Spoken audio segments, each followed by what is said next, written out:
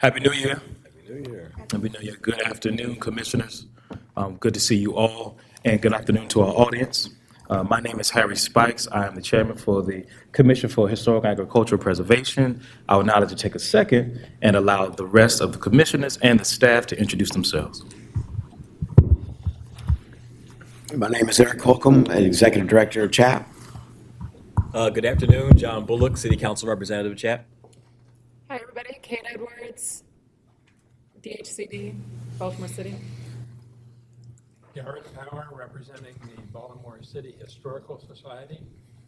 Ann Powell, representing the Greater Baltimore Committee. Sarah Langmead, Commissioner. Peter Morrill, Commissioner. Jill Dennis, representing the residential real estate community. Gary Rodwell, representing the Coppin Heights Community Development Corporation and Baltimore Heritage and the Preservation Community. Catherine Good, Commissioner. Lisa Montgomery, CHAP staff. Charlie Charles, CHAP staff. Eddie Young, CHAP staff. Anthony Stewart, CHAP staff. Lauren Chiswick, CHAP staff. Thank you, commissioners and staff. For the record, I'd like to call this meeting to order at 1:17. At the time, and the date is 1/10/2023. The CHAP mission is to enhance and promote the cultural and economy of Baltimore through the preservation of buildings, structures, sites, and neighborhoods that have aesthetic, historic, and architectural value. The goals of CHAP include preserving historic architecture and monuments, reclaiming broken neighborhoods, preventing demolition by neglect, and integrating our city's past into its future. We have a few housekeeping items. So for those of you who are in attendance, there is an agenda outside. If you would like to speak, please feel free to sign in to speak. And when the item comes up on the screen, we will address you after the commissioners have had their comments, and of course the staff have given us their presentation. We normally give people 2 to 3 minutes to give comments. What I normally do, I lift my gavel up when you have 30 seconds left. So with this hearing, I would give you 3 minutes. When we're at 2:30, you'll see this. That's your warning sign to conclude when you're able to. And then once again, if you haven't signed in the sheet, please feel free to do so. I would like now, before I continue, to waive the reading of the minutes. Are there any corrections that need to be taking place, commissioners? Okay. I'd like a motion to adapt the meeting minutes. Do I have a motion? So moved. Do I have a second? Second. All in favor? Aye. Aye, the ayes have it. Thank you. Minor work applications produced by staff. Well, we also have, I'm gonna skip that because we don't have that. I'm gonna give you all the due process and review procedures. CHAP reviews applications in conjunction with the building permit process of the permit section of the Department of Housing and Community Development. If a building permit application is filed prior to historic design review, the application is placed on hold pending completion of the CHAP review process.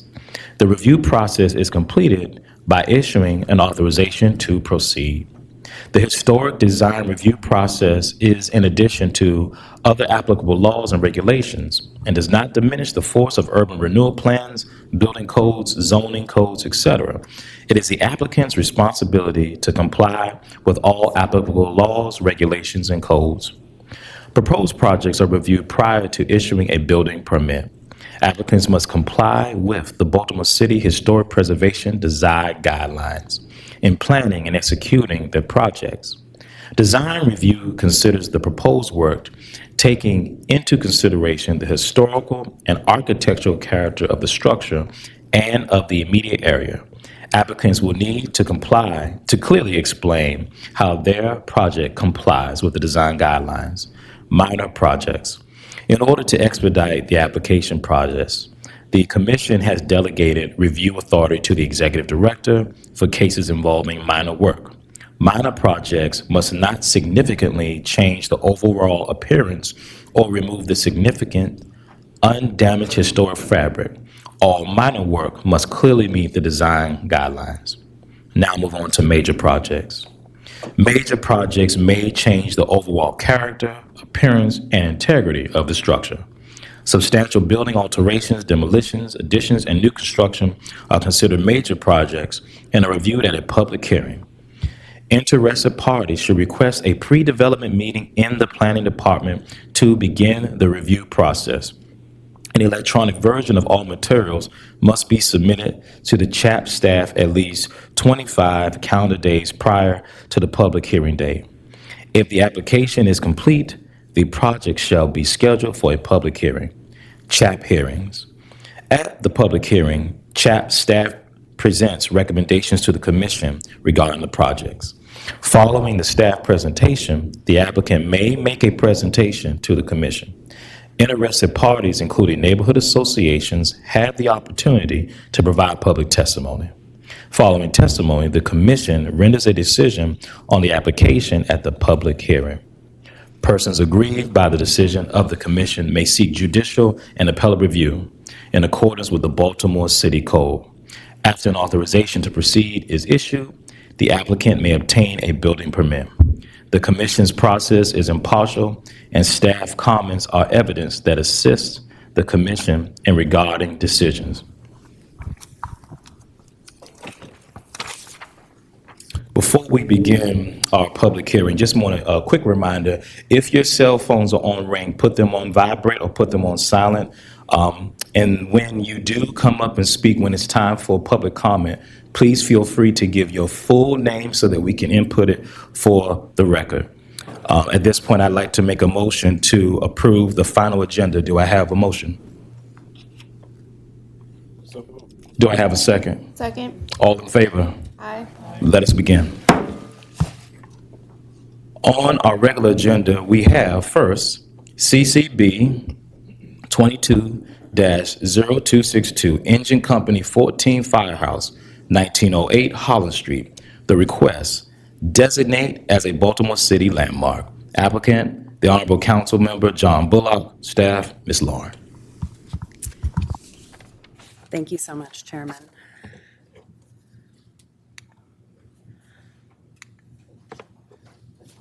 This is going to be a brief summary of the landmark designation report and staff report that I provided to the commission.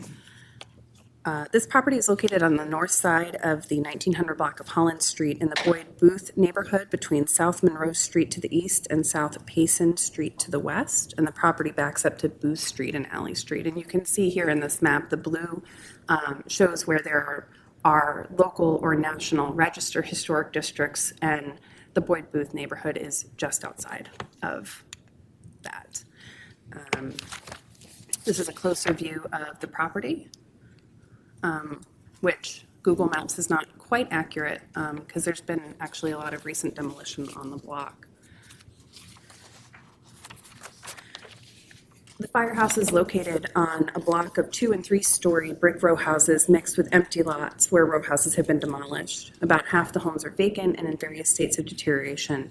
At the west end of the block, however, which isn't actually shown on this image, sorry, is west end of the block on the south side of the street is the Bon Secours Community Works Community Resource Center, which was opened in April 2022. Oops, sorry, let me go back. Councilmember Bullock introduced the landmark designation bill in August of 2022. Staff had to take a little bit of time to, confirm with the fire department that they were supportive of this before we moved forward, and we did get their confirmation. Interestingly, this firehouse is actually slated to receive capital improvement funds from the city in the next few fiscal years for improvements and repairs to the building, such as electrical upgrades, renovation of bathroom facilities, and lead abatement. And additionally, there is $5 million in state funding allocated for the renovation or replacement of the firehouse. Certainly, should this be designated as a landmark, that money would go towards renovation, which I think is really exciting. That this building is going to receive that type of investment. The proposal is to designate this property as a Baltimore City landmark. I'm going to talk a little bit about the architecture of this property. This is a semi-detached 2-story firehouse, and it's located on the eastern portion of the lot, abutting a 2-story row house. The remainder of the lot serves as a parking lot for the firehouse. It's faced with ironstone Roman brick on the facade, with architectural details such as ornate pressed metal cornices, rusticated brownstone window sills and banding, and arched window openings. The building takes up the full depth of the lot and has windows on the first and second stories on the west elevation. The frame host tower is located toward the rear of the building atop the roof, as you can see here. And the rear elevation is accessible from Booth Street, and due to significant topographical change between Booth Street and Holland Street, the second story is what you see here. As you can see, it's at grade. And actually, the last sort of 20 feet of this building here is an addition from 1902. And here's some other photos of the rear. Engine Company 14 Firehouse is the oldest continuously operating firehouse in Baltimore City, and it is also one of the most active firehouses in the city today. There was a need for a firehouse in the section of the rapidly developing city beginning around 1880. And despite persistent annual recommendations by the Fire Commission and citizen requests, this engine company was not established and the firehouse was not constructed until 1888. Here you can see the fire station on the 1890 Sanborn Fire and Insurance map, and you can see that the neighborhood is sort of very lightly developed. But 10 years later, in 1901, it rapidly had built up. And interestingly, the text on this map here notes the number of engines, the horses, and the firefighters at the fire department. These were fire insurance maps. These were about assessing fire risk. So, of course, that level of detail is really helpful for us as historians. But, for that, the intention of that documentation was to determine what was the fire risk in that area. Let me go back, sorry. As can be seen in where did I go back? Oh, sorry. In 1902, the firehouse was rebuilt. It was a little tricky to find out what exactly that meant and why it happened. But this work was not born out of any calamity or destruction to the original firehouse. I think it was really simply a matter of changing tastes. There was a larger renovation campaign undertaken by the Inspector of Buildings, Edward D. Preston, that included the rebuilding of 6 engine houses.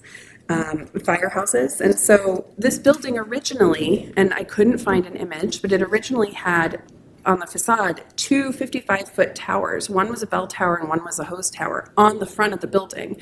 Obviously, those are gone. So those were removed along with the entire facade, and the facade that you see today was constructed. And then a new fire tower was constructed at the rear of the building.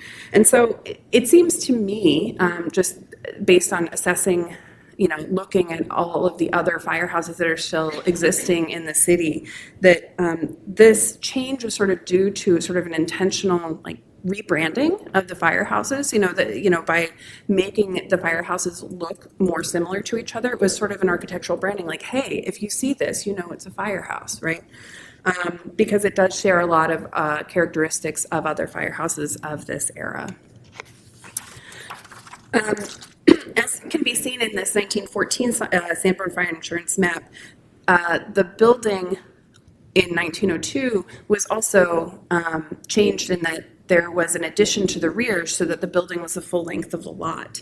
That allowed access to the rear of the second floor of the firehouse from Booth Street. And as I learned from one of the letters of support, that was the hayloft for the horses, which were housed below. And then this is a 1951 map showing the firehouse over time. So today, Engine Company 14 is one of the most active firehouses in Baltimore City. And throughout the company's long history, it has protected people both from fires, but in more recent history, during medical crises, also they've protected people during medical crises because fire departments serve the role as first responders. Members of this company have received commendations for their bravery during their responses, and some have been injured while trying to save lives. Last year, during one of the most deadly fires for first responders in Baltimore's history, 2 members of Engine Company 14, firefighter, paramedic, and later Lieutenant Kelsey Sadler and EMT firefighter Kenneth Lacayo died while fighting a fire in a vacant row house in the 200 block of South Stricker Street. This firehouse and the generations of firefighters of Engine Company 14 have tirelessly served Southwest Baltimore City for over 130 years. So the CHAP landmark designation considers the criteria for designating districts of landmarks, which considers the quality of significance in Baltimore history, architecture, archaeology, engineering, and culture in district sites, buildings, public interior structures, and objects that possess integrity of location, design, setting, materials, workmanship, feeling, and association, and have to meet one of four criteria. Association with significant events, associations with significant people, architectural significance, or archaeological significance. And staff has determined that the designation of this property meets criteria 1 and 3 of the designation criteria, which is broad patterns of events, broad patterns of history, and architectural significance. The Engine Company 14 firehouse in the Boyd Booth neighborhood was originally constructed in 1885 and is the longest operating firehouse in Baltimore City. This firehouse was long advocated for by residents of this portion of the city in the late 19th century. The building was altered in 1902 when it received a new facade and rear addition, resulting in the building that stands today. Originally designed by Inspector of Buildings J. Theodore Osler, the alterations were designed by a subsequent Inspector of Buildings, Edward D. Preston, and is a handsome example of late 19th and early 20th century municipal architecture. This firehouse and the generations of firefighters in Engine Company 14 have tirelessly served Southwest Baltimore City for over 130 years. Staff notified the following organizations about this landmark designation, and we have received 2 letters of support for the landmark designation, which are up on the Wix site. The first letter of support is from Thelma Terrell and Edna Manslake, co-chairs of the West Baltimore Anchor Group, which is a collaborative working group with representation from the Boyd Booth Community Association, Fayette Street Outreach Community Association, Franklin Square Community Association, Houses of Worship, and community partners. And they recommend this designation. We also received a letter of support from Rodney T. Morton, the senior pastor from Central Baptist Church, who also recommended this designation and noted in his letter of support that the designation of this firehouse makes a powerful statement to the residents that their community is valued. Staff recommends a finding of approval for this designation of this property as a Baltimore City landmark because it meets criteria 1 and 3 of CHAP's criteria for designation. Thank you, commissioners. Any questions? Peter. I was just curious if any of the plans that were developed by the Inspector of Buildings survive in archives somewhere, just out of curiosity. That is a great question. I do not know. That would be fun to go to the city archives and dig around for. They have a lot of wonderful, wonderful things, but I'm not sure. Thank you. Commissioners, any other commissioners like to have any questions for Long? Okay. Before we go to public comment, I believe we have one person. Councilman Bullock, would you like to say anything before we go to public comment? No, I'll just say thank you for an excellent report. The building, as you can see, is beautiful both inside and outside. And obviously, it's something that we recognize as part of our community as a hub and an anchor, but also I'm happy to have this report today and happy to have your support. So thank you. Thank you, sir. Lauren, thank you. We have one person, and I always say this, if I do not pronounce your last name right, please forgive me, but I'm going to do my best. And Miss Josephine Battaglia. Thank you. Thank you, Councilman. Thank you. Ms. Battaglia, feel free to come to the podium and state your name for the record. Good to have you. Thank you for asking me to come. I'm sorry we didn't have more time to get this straightened out.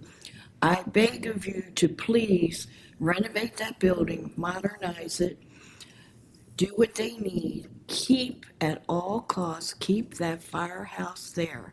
They are busy all day, night, all day long, 56 hours a day. They work hard, and it's sad this past year when the firemen got killed, but they were there. and one of the young people in the neighborhood got killed, but that's because he was breaking the law on those bikes. So that's the only thing, and I hope that the way I heard the story coming around, I hope that none of this is because it was insinuated that they might want to close this firehouse. Do not close it because we've got a crime problem up there that is so bad it's unbelievable. But the firemen do an excellent job. They work hard. They appreciate us in the neighborhood. The neighbors appreciate them. We cannot do without a firehouse. They're not just convenient, they're there. You know what kind of support that we need, they are there and they work hard. So please, I beg of you, ask you, request you, please keep this firehouse there and do anything and everything you can to support them, both with renovations and keeping them there. Thank you. Thank you, Ms. Battaglia. Thank you. Before we move to put a motion on the floor, do we have any discussion among the commissioners that they'd like to have? Okay, seeing that there is none, the recommendation, staff recommends a finding of approval for the designation of this property as a landmark because it meets criteria 1 and 3 of the CHAP's criteria for designation. The proposal's on the floor. Do I have a person to make an motion? So moved. We have one. Do I have a second? We had Gary. Gary threw your hand up first. You go. All right. Sorry. All in favor? Aye. All opposed? The ayes have it. Thank you. Next on our agenda is 1901 Soulgrave Avenue, Mount Washington Historic District. The request, construction of a one-story addition. The applicant is Joseph Rabinowitz. Forgive me if I pronounce your name wrong, but our staff is Mr. Eddie. Thank you, Mr. Chairman, Commissioners, ladies and gentlemen. Before you, 1901 Soulgrave Avenue in the Mount Washington Historic District. Mr. and Mrs. Chib are the owners, and the architect builder is Joseph Rabinowitz. The property is located here in the southern section of the Mount Washington Historic District along Soulgrave at the corner with Hellendale Avenue. This is a circa early 1960s brick ranch house that has a twin that was built with it next door. There was nothing previously on the site. The applicants, the site has not been reviewed for any work by CHAP or staff since the creation of the district in 1988. They simply proposed to construct a second-story addition to the main building. The CHAP staff applied the guidelines, 1.17 alterations and additions, 2.1 guiding principles for new construction, 2.2 site design, 2.3 scale and form, 2.4.1 building entrances, 2.4.5 roofs, 2.5.1 doors and windows, and 2.5.2 building materials. This is the current site as it is. As you see, is set up on a hill. There are steps leading from Soulgrave up to the main house, and there is a terraced entry that leads into the house. This is from the side on Hellendale. It has a full basement on the main house, and a driveway carport and a rear shed. So the addition they're proposing would be on the main house that currently exists, building up. The applicants are proposing to build on a non-contributing building to the historic district. The style of the structure, staff feels, is intended to be reminiscent of the international style of architecture. We see in their building plans how they are maintaining the bottom structure along with the basement, and then removing the roof and building on top. The 2.1 guiding principles of new construction. The historic character of the district is a wide variety, stretching from the mid-19th century Victorian to the early 20th century with revival styles. These are scattered all throughout the district and come in all the various variety of styles. The applicant's proposal here, which is the first proposal, is also the first color scheme proposal, is a charcoal gray incorporation of the house base, along with new hardy plank siding, new windows on the second story and the first story. Site design: the site is a corner site and highly visible from the public right-of-way as you approach going east-west on Soulgrave and also north and south on Helmdale. 2.3 scale and form. The addition will be a one-story. It's compatible with the larger surrounding Victoria area houses. Most of the houses in the neighborhood are either 2, 3, or even 3.5 stories tall. The massing will not exceed the massing of the other surrounding buildings, so it's compatible with the buildings in the area.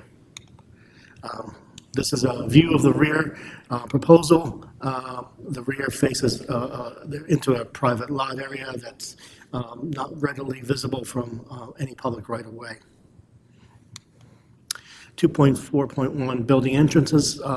It will be similar to the existing entrance, full glass light on one side, and the proposed plan is to have a second full glass door entry. As you can see, the landscaped terraced platform that leads up to the main entrance. 2.5.1 doors and windows. The addition incorporates windows that are larger than the windows on the current house. Staff feels that it's distinctly out of proportion in regards to these dimensions. 2.5.2 materials: hardy plank style siding is proposed for the second floor addition. The color of the siding will be carried down to the basement level all around the house. The proposals on the screen here are a second iteration provided to the community and staff. Some color selections here include light gray and olive and light blue possibilities of palettes to work from. Also incorporating some appears to be wood elements on the canopy and entryway. The Mount Washington neighborhood was provided both sets of the plans, the first scheme in the charcoal gray and the second color schemes. They did have considerable comments which were provided to you on the Wix site in more detail. The highlights of some that they felt the second story floor height needed to be reduced, the flat roof structure needs to be revised and constructed to a pitch roof, they felt. The cantilevered linear canopy of the entryway was too commercial in nature, and the color of the exterior wood siding as a black stain looked and gave it a too strong of an appearance they felt did not fit in to the character of the neighborhood. From the second revisions that were provided, the color renditions, as presented, they felt they should be modified to show the project in the actual context with the other buildings surrounding it. The front elevation should be seen at eye level from the street and should also be photoshopped into the actual photos. And they had concerns about the dark proposals and its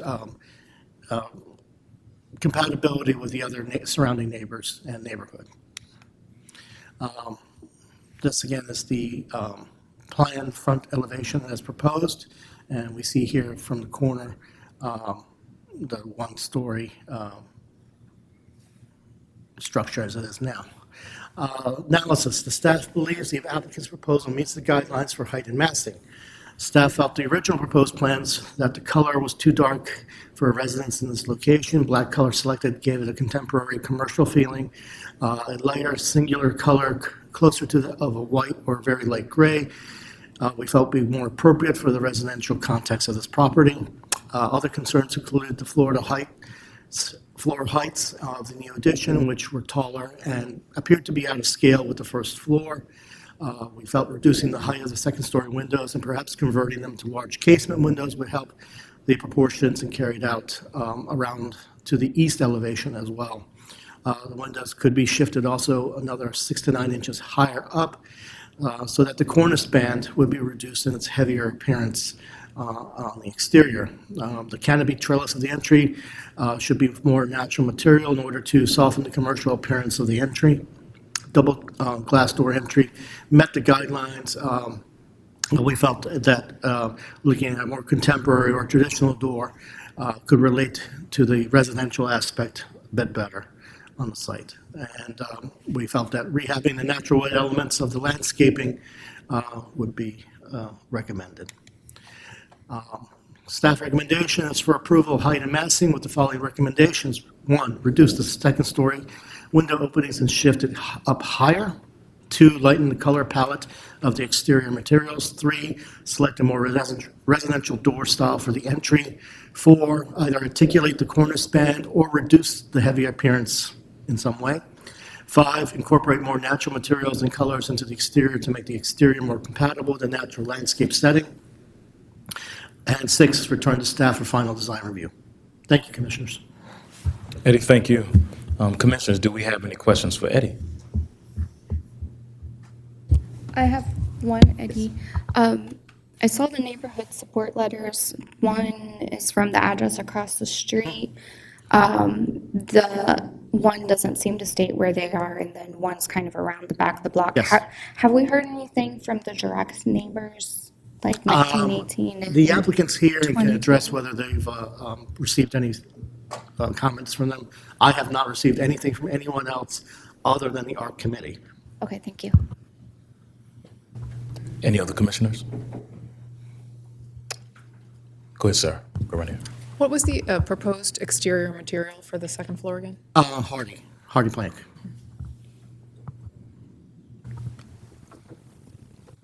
Okay.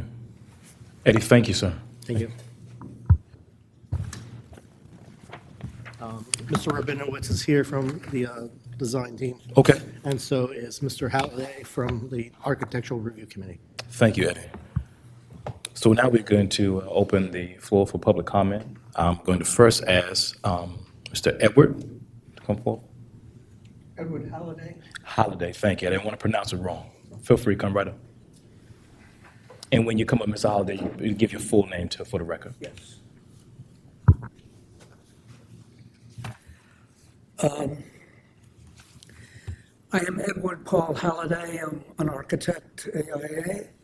I am co-chair of the local Mount Washington Improvement Association's Architectural Review Committee for CHAP. I've been doing that a long time. We do not agree that this project as shown should be built. We felt, along with the staff review, and the key with the staff review was that the building looked more commercial than residential. And we in the CHAP, in the ARC, agreed entirely with that in terms of the way the windows are handled, in terms of the parapet wall that is around the building at its top, and in terms of the coloration. The canopy also helps to make the building more look like a medical office building or something like that that would be more appropriate, perhaps closer to Reisterstown Road. In any case, we felt that the overall design was inappropriate. That carried on to and again, our comments were consistent with the staff's comments, which were, I don't know if you've read the actual comments, but they were consistent with what we felt about it. The color is a cause célèbre, I guess, for the developer and also for the ARC.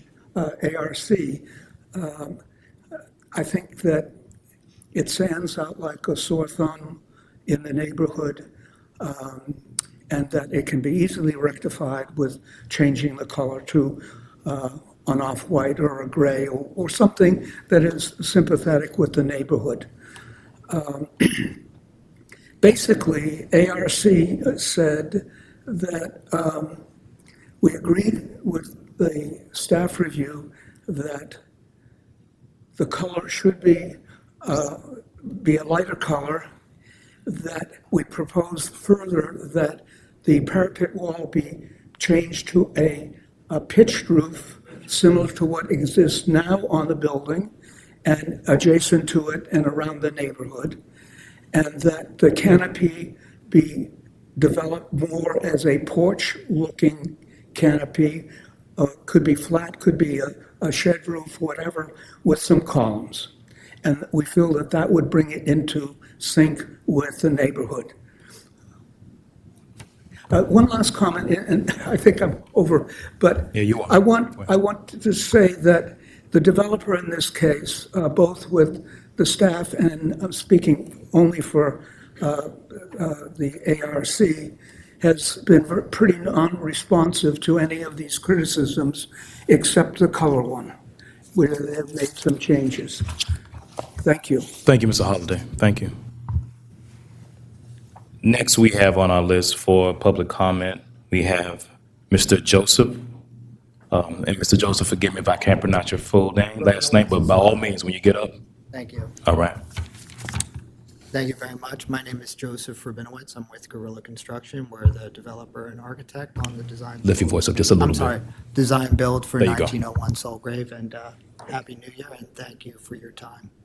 I just want to address some of the comments here, and basically we're doing a transformational design here in Mount Washington, which is known for its embrace of contemporary architecture of its time. So Mount Washington has a number of different eclectic styles that are creatively built out, whether that's Victorian, craftsman, mid-century, contemporary. And as Mount Washington has grown, they have embraced newer architectural styles as they move forward. So this house was built in 1960s, and obviously it's a non-contributing residence to the neighborhood. But its base is very much a modern base in terms of its very rectilinear, very basement walkout with the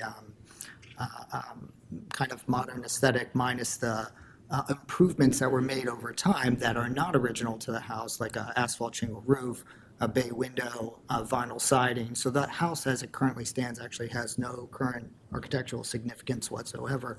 And we'd like to bring it into the 21st century as a place for our client to have a family life. They have 3 generations of families there. So in considering their needs and functions, and as well as to reflect the age in which it's being built, we felt a contemporary house was the most appropriate. And in fact, Mount Washington has a long history of embracing contemporary architecture.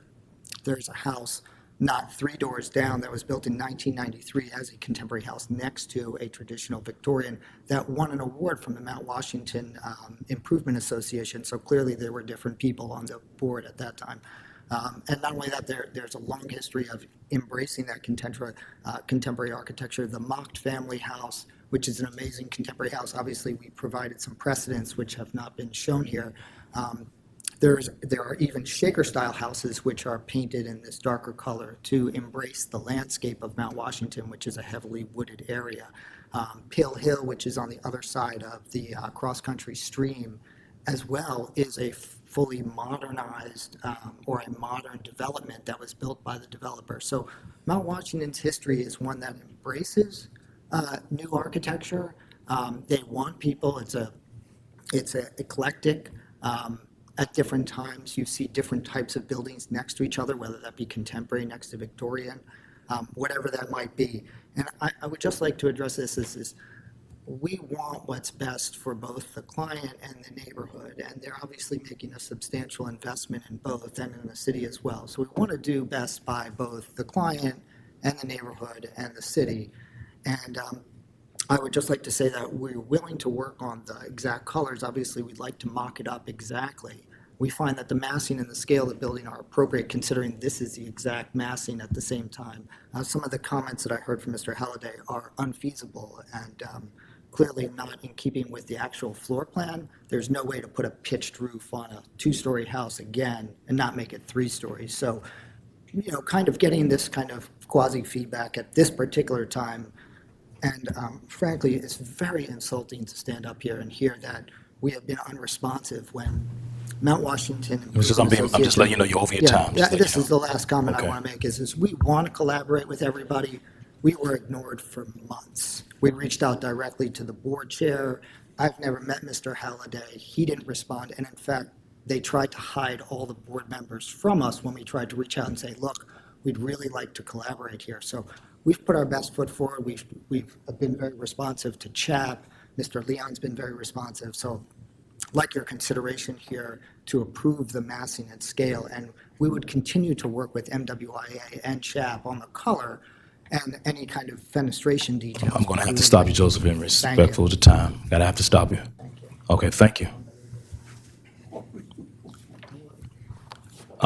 Before we begin as a commission, no comment after public comment when the commissioners are deliberating. At this point, I'm going to pass it over to our commissioners to see if they have any questions, either for Eddie or for any of the presenters.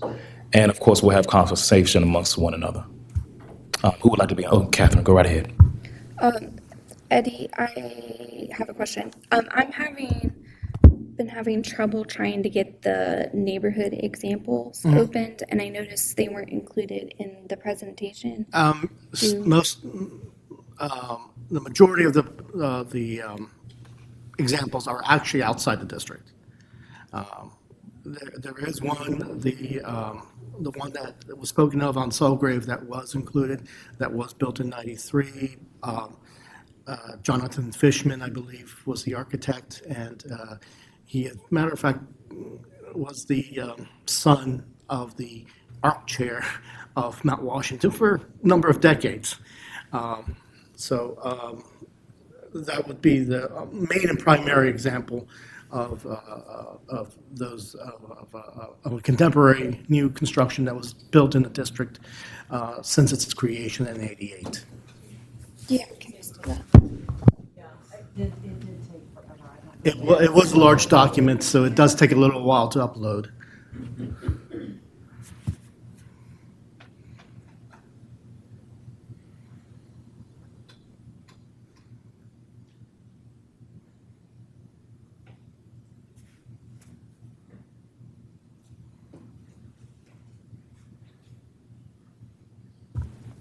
Okay. Commissioners, any other questions for Eddie? Okay. Eddie, thank you. At this point, I'd like to pass over the commission so we can deliberate. Eddie, can you take us to the recommendations, please? Commissioners, what we have in front of us is a recommendation to approve height and massing with the following recommendations. You can see all 6. What I'd like to do right now is to turn it over to you to see if any of you all have any questions in regards to the 6, or if you have any additional comments that you'd like to share based on the presentation that was given to us.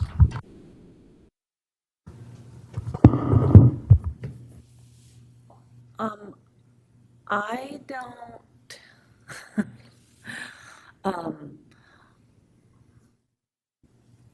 I don't think that I think that really the only other, to me, the only thing that really I think would be best decided later would be the exact color palette. I think that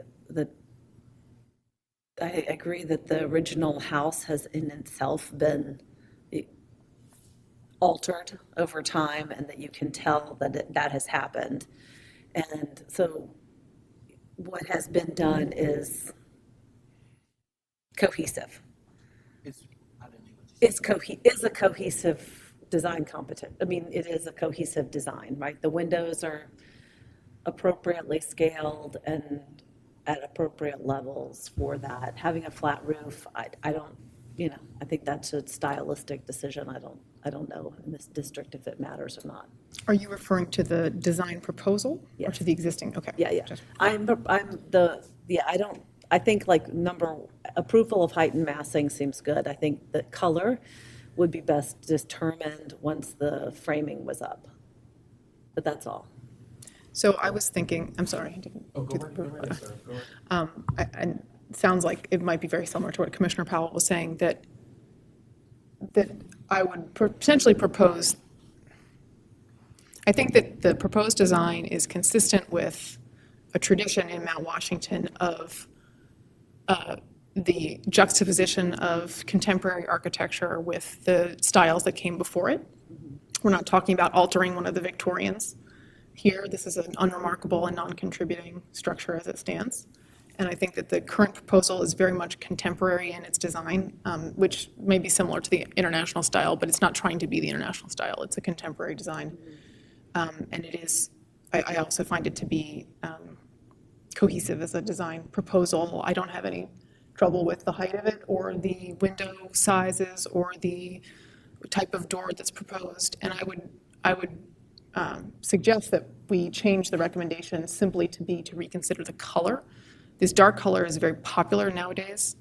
I personally look forward to that trend going away because I do find it to be quite harsh.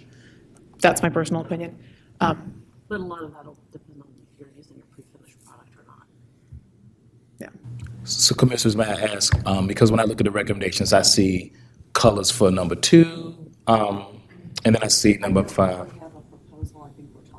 No, I was just asking which one of those are you speaking So of? my suggestion is to only keep number 2. Okay.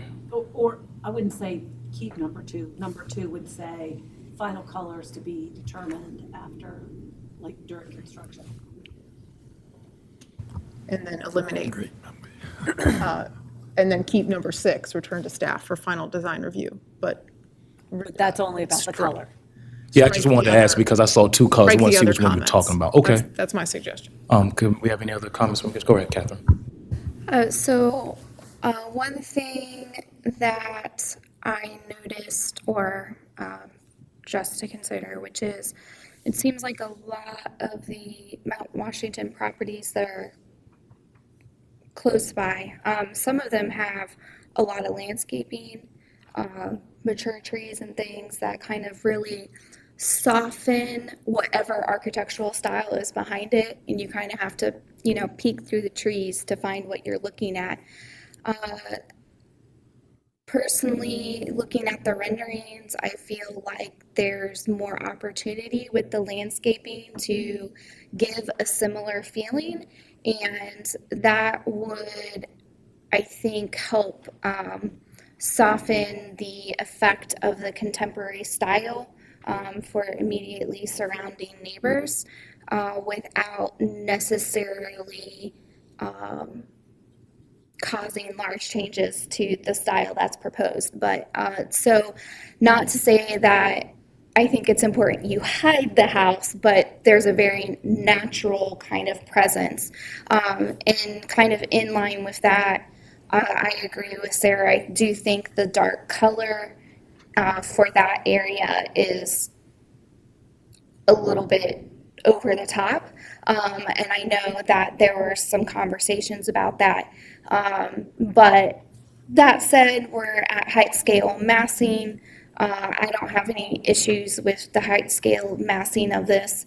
I do agree it looks kind of commercial, but if that's the aesthetic that the homeowner is going for, then that's kind of up to you guys. I don't have an issue with the height scale massing kind of proportion for this project. But from my perspective, I would recommend as one of our conditions that the kind of the landscape and the kind of softer park kind of feeling from the road would be looked at. Okay. Yeah, by all means. Procedurally, I'm in agreement that we should essentially improve the architectural plan as presented. I think we've sort of muddied the waters as to what we'll be voting upon, and would satisfy. I would much like to have an original recommendation based upon our comment, approving the plans as presented, and leaving the question of the color palette to further discussion with the staff. And Perhaps we can do that just by talking about numbers, but I'd be most pleased if we had an original resolution to that effect that we could vote up or down. Does anybody else have a feeling about our comments about the landscape? Kate, go right ahead, Kate. Yeah. Go right ahead. So I do agree with you about the landscaping and kind of just softening it in general, which I think could be both the color, looking at the color and some of the landscaping. And I don't feel like I want to totally strike number 5 because it talks about kind of the natural materials and colors, but somehow mixing 2 and 5 together with it coming back to staff and being at the final stages or whatever, I would agree with.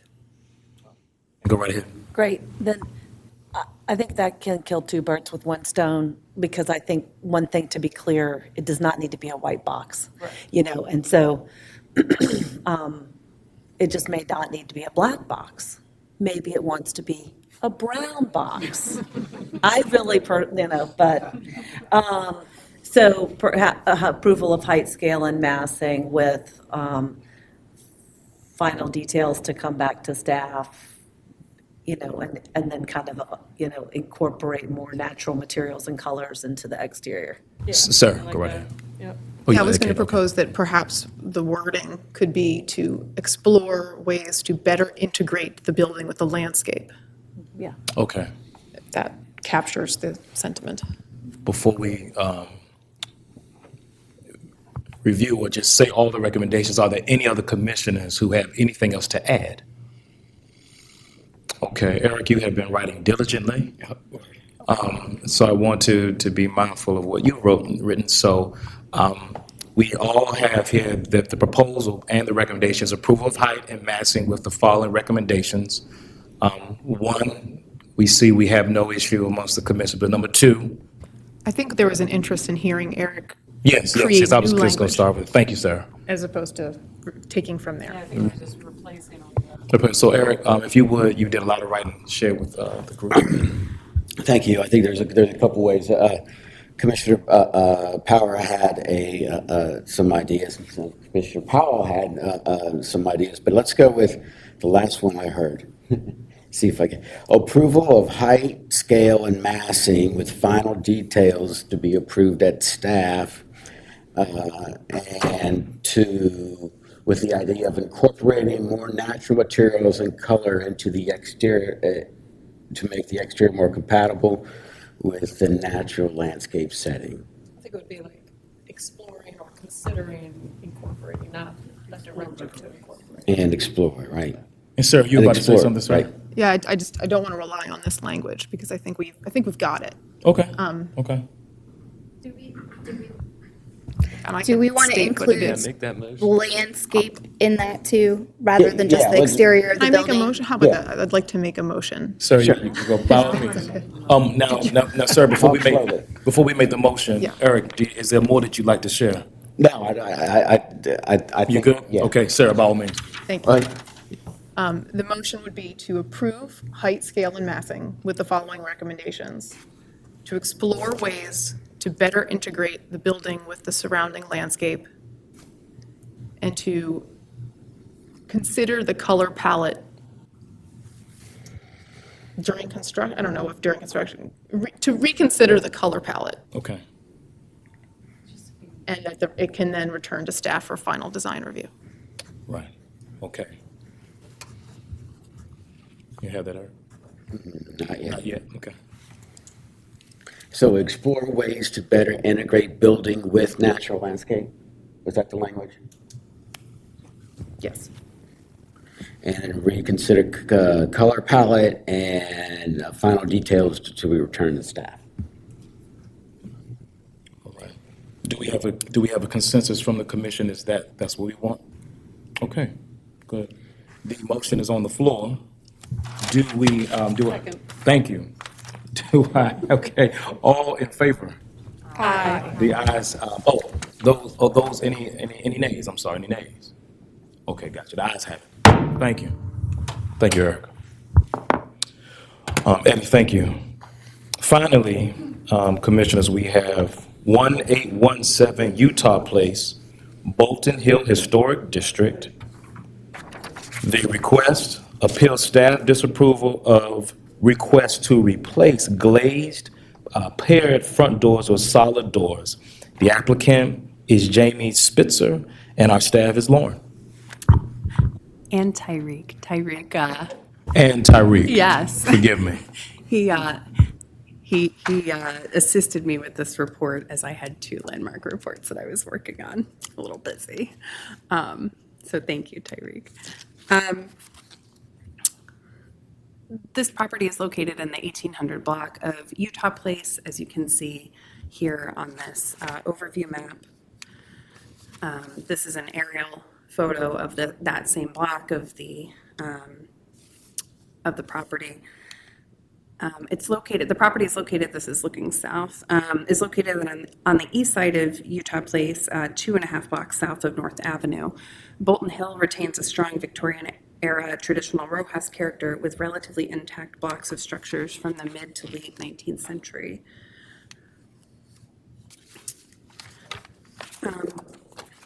A little bit about the property. This is a 3-story row house with an elevated basement, designed in a Victorian eclectic style that utilizes architectural languages from several styles. The facade is rusticated brownstone with carved details. The first floor features brownstone stairs leading up to paired front doors. The paired front doors are relatively recent replacement doors, which were likely replaced following the restoration of the property in 2012 under a prior owner. Although they are replacement doors, they do replicate the dimensions, glazing, and decorative details of the original historic doors on the exterior. However, you can see from the photos submitted by the applicant of the interior of the door that they are replacements. There were some interesting design choices in, putting that together and sort of infilling pieces. The houses in this row, the 1800 block of Utah Place on this side of the street, from 1803 to 1829 Utah Place, were designed as a group. So they have a cohesive visual language in terms of their design, even though the details vary from house to house. The houses all have glazed paired front doors with decorative wood detailing above and below the glazing, and most of the doors are original. And these are just a few examples of the doors on the street.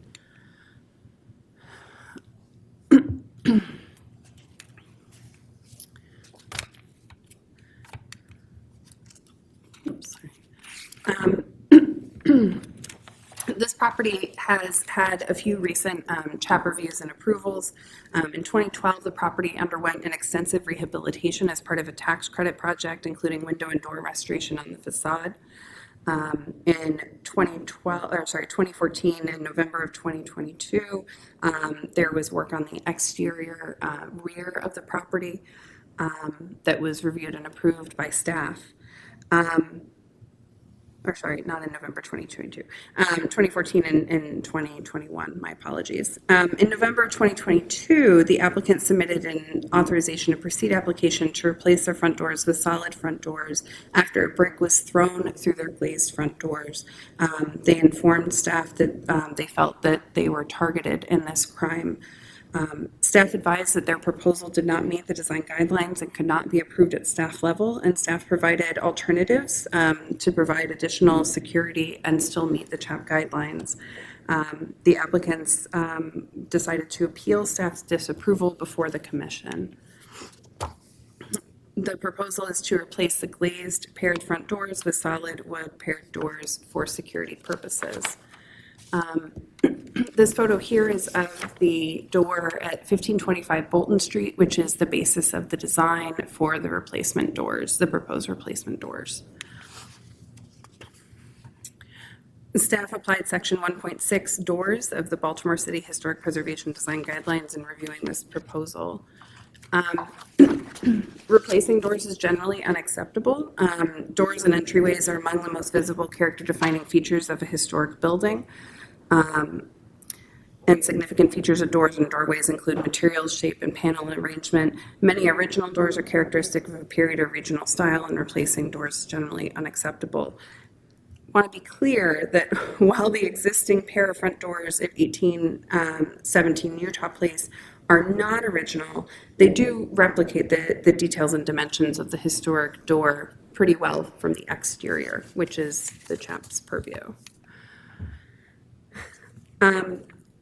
Section 1.6.2 door replacement was also considered in staff's review, and the proposed replacement doors do not replicate the design or glazing of the existing doors or that of the extant historic doors in the block, and thus the proposal does not meet the guidelines. The Bolton Hill Architectural Review Committee reviewed the submission materials, and multiple members of the ARC provided comments to staff. They were unanimous in not recommending approval of the solid doors and generally iterated staff's recommendations for other ways to increase the security of the existing doors. Staff finds that the proposal does not comply with the CHAP design guidelines, as the proposed replacement door does not replicate the design, glazing, or details of the existing door. And staff recommends that the applicant explore other options for increasing the security of this door, such as installation of security glass, frosted glass, decorative security bars on the interior of the doors. Another thought that staff provided that is, interior is doing more to increase the security on the interior door inside the vestibule, which could include replacement. Staff recommends disapproval with a request that the commission require that the applicant pursue alternative ways to increase the security of the door, and that final details return to staff. Thank you, commission. Any questions? Go ahead, Kevin. I have just clarification. Sure.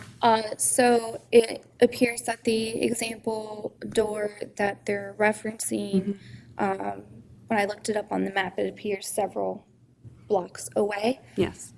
From what I know of Utah Place, there where the kind of park esplanade is in the middle, the couple blocks there are very consistent as far as having full light glazing, correct? Yes. But there are some that have some alternative, like metal designs or things like that.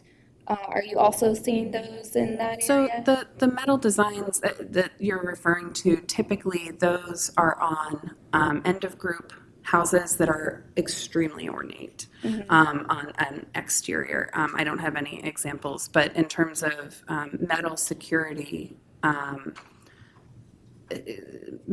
features, staff would recommend approval of those on the interior of the door, not necessarily on the exterior. There's no, nothing, there really aren't examples of that on this block, or really frankly on that blocks of Utah Place or anywhere else in the neighborhood. Like exterior security, like wrought iron decorative security bars on the exteriors of doors is really not a thing in Bolton Hill. We have seen some on interiors that were later additions.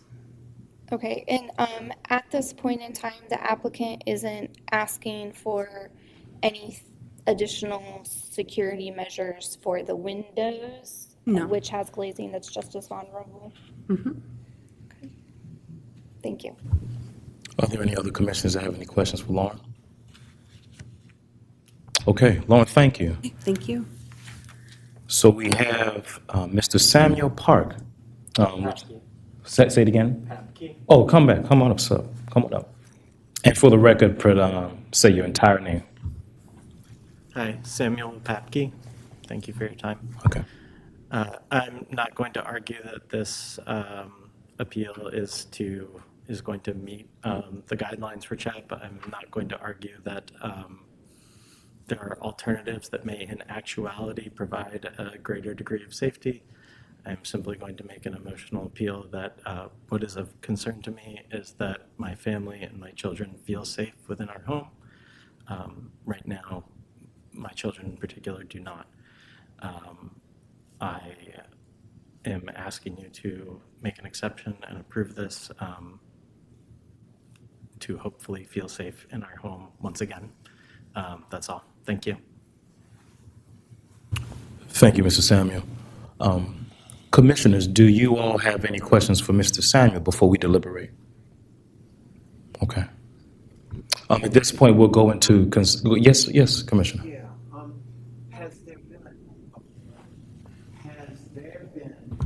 has there been a history of break-ins, of houses along, Mr. Samuel, come back up. Not that I'm aware of. There's certainly break-ins that I'm aware of in the neighborhood in general. I'm not aware of burglaries and break-ins of this nature on our block, although I am aware of events like people being ambushed in the rear of their house, and other, can think of one event like that, but nothing of like a break and enter, break glass, enter the house type thing on our block. Mr. Samuel, I was going to ask you, and you correct me if I'm wrong, most of the houses there, and isn't it like you've got the front door, of course, yours was broken, then inside there's another door. Yes. Is that door also glass too? Or? Yes. Okay, just want to ask, okay. I was just wondering, so there was discussion of other security measures. You were saying that you want the solid doors to feel more safe. So what, have you considered the other security measures, and is there reasons that they won't work, or? Is it just a feeling? We've considered them, and yes, I agree they may provide actual safety. But as I said, my concern is also the perception of safety. And I feel that having a solid physical barrier will help provide that perception of safety. Have you considered doing the physical door on the inside? Yes, Solid that door is there. something we have considered, but due to the greater degree of work in both then replacing the interior physical door, and since it is historic, we would have to find another place, I believe, to put it.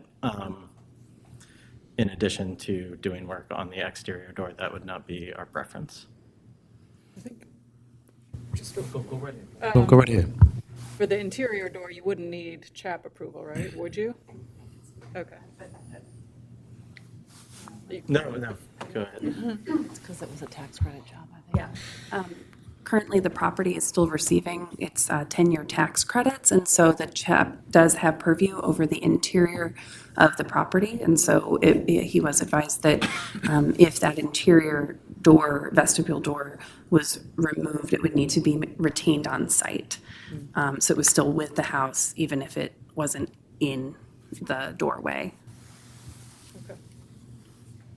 Lauren, thank you. Yes, go right, Garrett. I'd like to speak in favor of the applicant's proposal. It seems to me he's presented a handsome alternative, an alternative that is no way jarring, it's just a little bit different, but compatible with the overall community standards.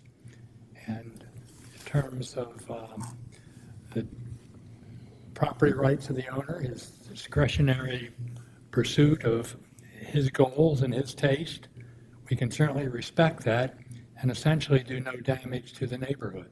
So I vote in favor of the application as presented. And So I'm very sorry that you suffered from having a brick thrown through your door. I myself have had 2 break-ins in my house. One because they kicked in my front door. The second one because they kicked in my back door that was a solid glass. I had a dog stolen from my house, and my children still talk about it. This is, in my mind, these are just realities, and we can't, unfortunately, I really want you to know, I'm very sorry it happened. I completely feel for you for that. But we can't plan ourselves out of this. You know, I just don't think barricading is not the alternative. And I think we are dealing with a historic district with very clear precedent and a tax credit job. and, you know, this very intact row of homes specifically. And so I think perception is one thing, but we know that you can also secure your house another way. So I'm kind of, yeah, I think that that's where we're really torn. I'm sorry that that's it. But that's, I think, kind of, I feel like we really do need to stay with staff on this. Thank you, Anna. Is there any other commissioners like to comment? I agree, and I also understand from personal experience as well, including a robbery and shooting that happened right in front of our building and getting broken into multiple times. It's never a good feeling, but I would particularly, I think, like to see an exploration into a security glass or security with bars or things like that. I also am a little concerned that this proposal is happening for the front door, but you also have several front windows and 3 windows there in the bay that are just as vulnerable. So I would, you know, also encourage you, if you look at something like, you know, some metalwork or something like that, then if down the line or immediately or something like that, you feel like you also need some additional protection on those windows, it would be a more cohesive design than a solid door. I do have one question. I'm not sure who is best to answer it, but we talked about that interior set of doors. Does the interior set of doors and the exterior set of doors have different dimensions? If they don't, a thought might be that can the interior doors become the exterior doors and then a solid set of doors is put at the interior? I didn't know if this has been discussed at all. At the risk of sounding like a creep, I have not seen the inside of his house, the interior door, but my understanding is that the doors in that block, while the outside exterior doors are paired, the interior door is a single Okay. door All right. that is paneled. There's a consistency among them, but it's a single door. So It was just a thought that I've so seen switching them happen out some other wouldn't- places. Yeah, switching them out, it wouldn't be Okay. comparable. Yeah. Got it. Okay, Laura, thank you. Are Right. there, I'm sorry. Are there any other comments by any other commissioners they'd like to share? Okay. We have our recommendation in front of us. Staff recommends disapproval with a request that the commission requires that, 1, the applicant pursue alternative ways to increase the security of the door, security glass, frosted glass, interior security bars, etc., and 2, final details to return to staff.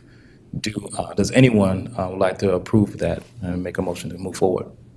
I'll make a motion to accept staff recommendation. Okay. We have a second. Do we have all in favor? Aye. Do we have any opposed? One. One. I'm not opposed. I would like to abstain. Abstain. Okay. 1 opposed, 1 abstain. I'm just looking at the numbers. Good. So, Bullock is approval, Dennis approval, Edwards approval, Good approval, Langmead approval, Morrow approval, Powell approval, Power is against, Rodwell has abstained, and we have 1, 2, 3, 4, 5, 6, 7. So the motion carries. Motion carries. Thank you, commissioners.